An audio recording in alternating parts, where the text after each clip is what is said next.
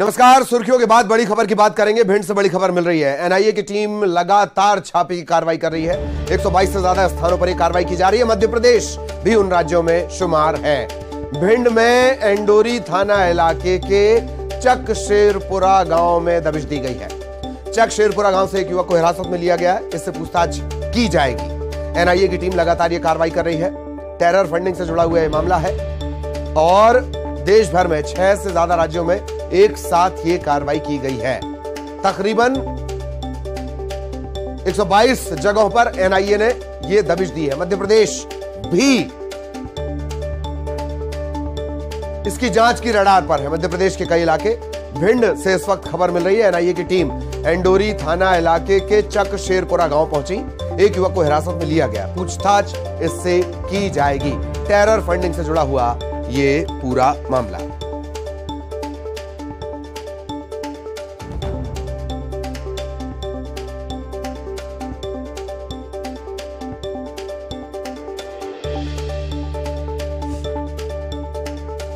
बड़ी खबर भिंड से।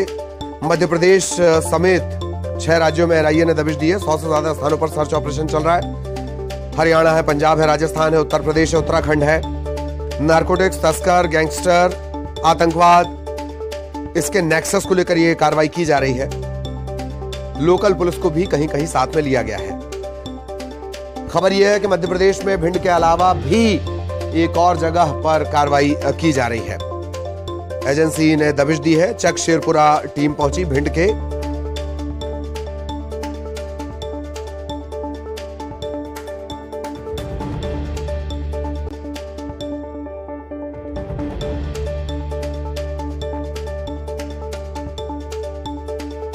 तो लगातार मध्य प्रदेश में जांच के सिलसिले।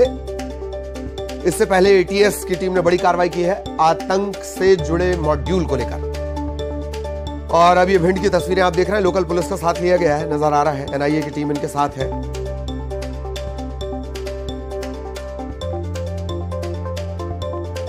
सहयोगी रवि रमन त्रिपाठी हमारे साथ जुड़ेंगे और फिर हम उनसे और ज्यादा जानकारी लेंगे। भिंड का ये पूरा मामला। चकशेरपुरा गांव में टीम पहुंची हुई है। रवि आपको नजर आ रहे होंगे। रवि, पूरी जानकारी विस्तार से दें जरा।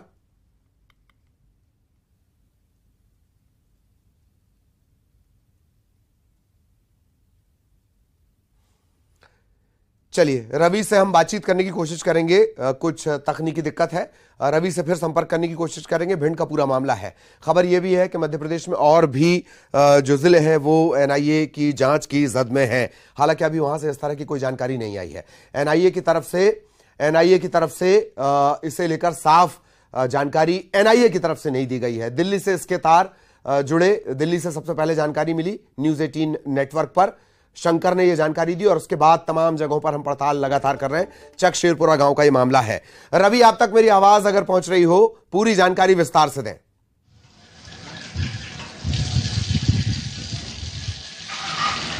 जी, मैं आपको बताऊं कि एनआईए की टीम जो है वो पूरे देश भर में छापामार कार्रवाई कर रही है। इसी दरमियान आज सुबह भिंड जिले में दस्तक दी है टीम ने और सबसे पहली दस्तक जो दी है वो भिंड जिले के एंडोरी थाना अंतर्गत आने वाला जो चकशेरपुरा है वहां पर पहुंची है। चूंकि आपको बताऊं कि जो व्यक्ति को एंडोरी थाना पुलिस की मदद से एनआईए की टीम ने पकड़ा है, वह जो व्यक्ति है उसके खाते से लेन देन हुआ है, विदेशी पैसों का लेन देन हुआ है। इस बात को लेकर प्रथम दृष्टया जो सामने निकल कर आ रही है पुलिस से बातचीत। चलिए रवि, मैं आपके पास आ रहा हूं। शंकर आनंद दिल्ली से हमारे साथ, हमारे सहयोगी जुड़े हुए हैं। और वैसे भी शंकर से क्या छिप सकता है। शंकर, क्या अपडेट? ये जगहों की संख्या भी बढ़ रही है। 122 से ज्यादा जगहों की जानकारी मध्य प्रदेश में। फिलहाल भिंड से हम अपडेट ले रहे थे। शंकर, क्या अपडेट आपके पास? निश्चित तौर से देखिए, आपने एकदम सटीक कहा कि जैसे जैसे इस मामले में तफ्तीश का दायरा आगे बढ़ता जा रहा है, उसी के आधार पर कई लोकेशन में भी इजाफा देखने को मिल रहा है। और जिस तरह से अगर देखा जाए, इस मामले की अगर देखा जाए तो 122 से ज्यादा लोकेशन अब इस वक्त में कवर किया जा रहा है। और जिस तरह से मध्य प्रदेश, राजस्थान, पंजाब, हरियाणा, उत्तर प्रदेश में सर्च ऑपरेशन को अंजाम दिया जा रहा है।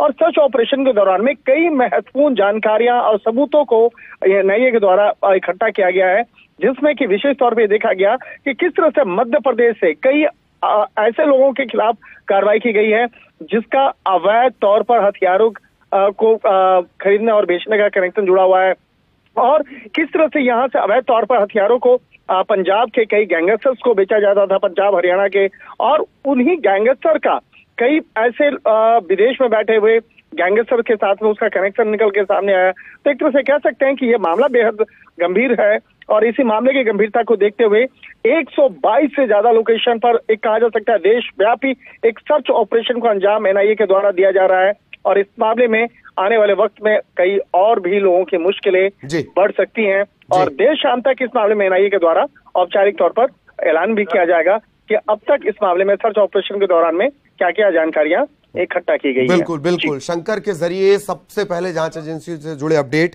न्यूज 18 आप तक पहुंचाता है, और आगे भी इसके जो नेक्सस और परतें खुलेंगी वो हम शंकर के जरिए आप तक पहुंचाएंगे। धन्यवाद शंकर आपका। रवि आपका भी बहुत बहुत धन्यवाद इस तमाम जानकारी के लिए।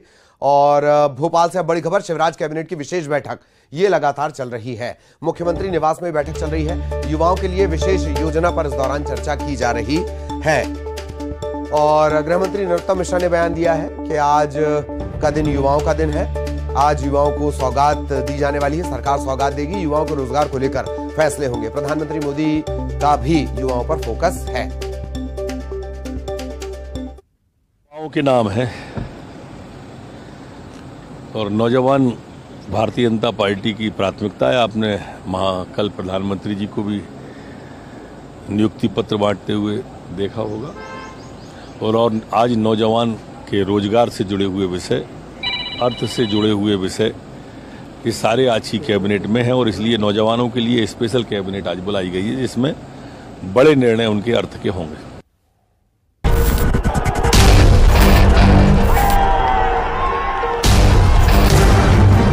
मस्तक पर तिलक लगाकर निकलने लगेंगे, उसी दिन भारत हिंदू राष्ट्र की ओर अग्रसर होगा।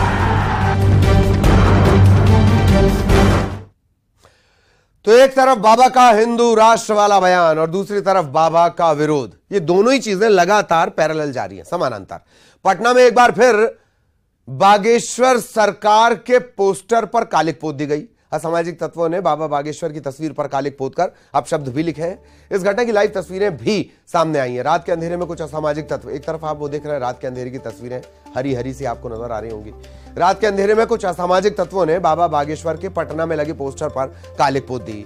इनकम टैक्स चौराहे पर भी पंडित धीरेन्द्र शास्त्री के पोस्टर पर कालिक पोती गई, और जिस तरह से ये तमाम चीजें सामने आई हैं, तो दोनों ही चीजें हैं। एक तरफ उनके समर्थन में हजारों हजार भक्त लगातार उमड़ रहे हैं, और दूसरी तरफ ये सब भी लिखा जा रहा है, वो हम पढ़कर नहीं बता सकते। तो ये तस्वीरें बाबा बागेश्वर धाम धीरेन्द्र शास्त्री के पटना आगमन के बाद से ही सियासत थमने का नाम नहीं ले रहा है, और इसके विरोध का जो तरीका है वो लगातार बढ़ता जा रहा है। और आज जो तस्वीर सामने निकल करके आई है वो बेहद ही गंभीर है, क्योंकि आप जरा देखिए कि पूरे पटना में जो तमाम जो पोस्टर बाबा बागेश्वर के लगे हुए थे, उन पोस्टरों में उनके चेहरे पे कालिक लगा दी गई है, काले रंग से वहां पे कलर कर दिया गया है, और साथ में आप देखेंगे कि वहां पे 420 चोर तक लिखा गया है। ये जो लोग हैं, ये कौन से ऐसे असामाजिक तत्व हैं जो इस तरह के विरोध प्रदर्शन कर रहे हैं? सिर्फ एक जगह नहीं, बल्कि अगर आपको दिखाएं तो यहाँ पे इनकम टैक्स गोलंबर है, और इनकम टैक्स गोलंबर के दूसरे तरफ अगर आप दिखाएं तो जितने भी पोस्टर लगे हुए हैं, एक सामने देखिए जो हनुमंत कथा की जो पोस्टर लगी है, वहां पे पूरे पोस्टर में सिर्फ जो धीरेन्द्र शास्त्री है बागेश्वर बाबा, उनके चेहरे पे कालिक लगाई गई है, 420 लिखा गया है, यहाँ तक कि चोर तक लिख दिया गया है। सबसे बड़ा सवाल है कि अगर उनके यहाँ आगमन से, हनुमंत कथा से अगर किसी को विरोध है या कोई बात है तो अपनी बातें कह सकते हैं, लेकिन इस ढंग के कालिक लगाना बेहद ही शर्मनाक है। आखिर वो कौन लोग हैं जो इस तरह का जो प्रदर्शन कर रहे हैं, इस तरह का विरोध जता रहे हैं? इसे लेकर के आपको बताऊं कि तमाम राजनीतिक विरोध होते रहे हैं, बयानबाजियां होते रही हैं, जो आरजेडी हो या तमाम पार्टियां हो अपनी बातें कहते रहे हैं, लेकिन ऐसा विरोध कतई जो है वो ठीक नहीं है, क्योंकि किसी के भी आगमन से, कल मुख्यमंत्री नीतीश कुमार ने कहा था कि जो भी कोई आता है उसे आने की इजाजत है, अपने अपने ढंग से अपनी बातें कहने की इजाजत है, लेकिन हाँ साथ में ये जरूरी है कि एक दूसरे के बीच अलगाव पैदा ना हो, आपसी भाईचारा की बातें की जाए। लेकिन इस ढंग का जो विरोध जो दर्ज किया जा रहा है वो बेहद गंभीर है। इससे पहले भी हमने देखा था कि पोस्टर जो है वो फाड़े गए थे, लेकिन इस बार जो है वो पोस्टर पर कालिख लगाई गई है, 420 लिखा गया है और यहाँ तक कि चोर तक लिख दिया गया है। कैमरा पर्सन मनीष जुनेजा के साथ रवि एस नारायण, न्यूज़ 18 पटना। और श्योपुर से बड़ी खबर, बिजली की समस्या को लेकर सड़क पर उतरे हैं ग्रामीण। गुस्साए ग्रामीणों ने चक्का जाम लगा दिया। कांग्रेस विधायक बाबूलाल जंडेल भी उनके साथ मौजूद हैं। माधोपुर हाईवे पर जाम लगाया गया, दोनों तरफ वाहनों की लंबी लंबी कतार लगी है। सलापुरा में 2 दिन से बिजली नहीं है, प्रदर्शन जारी और मौके पर प्रशासन की टीम नहीं पहुंची।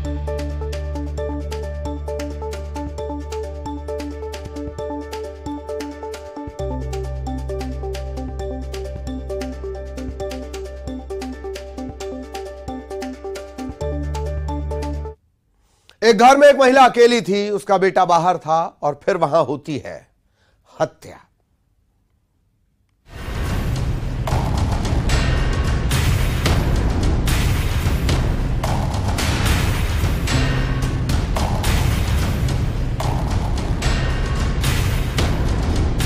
इस इलाके में सब लोग दहशत में हैं।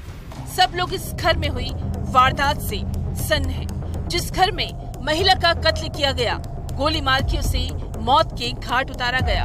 जिस वक्त ये वारदात हुई उस वक्त महिला घर पर अकेली थी। रात के करीब 8:30 बजे कोई आया और जब वो बाहर गया तो महिला के घर में लाश मिली।